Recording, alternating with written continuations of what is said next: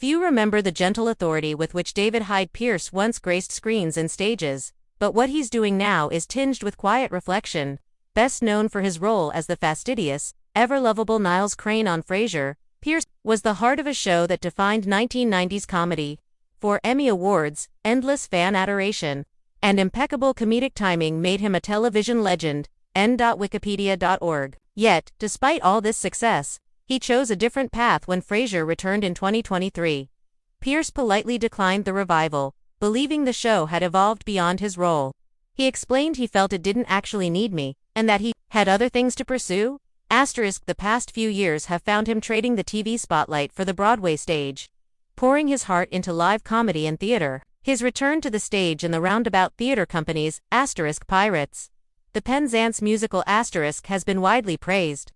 Critics call him a national treasure, celebrating his flair for comic nuance in a New Orleans-style reimagining of the Gilbert and Sullivan classic THEDAILYBEAST.com. A CBS Sunday morning feature captured Pierce reflecting on why he loves theater so much, not for spectacle, but for its immediacy and human connection. He spoke fondly of the electric feedback between performer and audience, the sense of shared vulnerability in live comedic timing.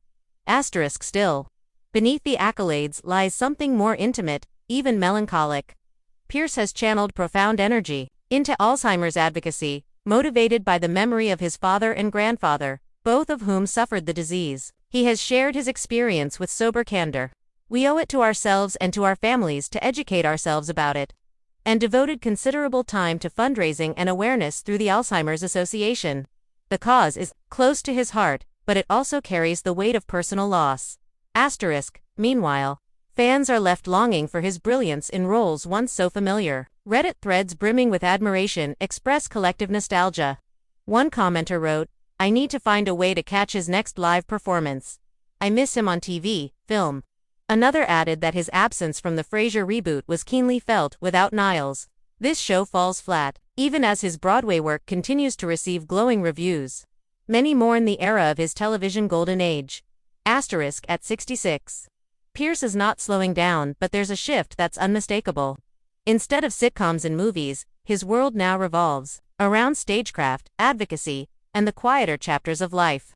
A once constant TV presence has become a celebrated, yet selective, theatrical artist. His choice to stay out of the Frasier revival wasn't rejection. It was an affirmation that his creative heart beat strongest on live stages and in meaningful causes. It's sad, perhaps, that new generations may never know the magic of his Niles Crane.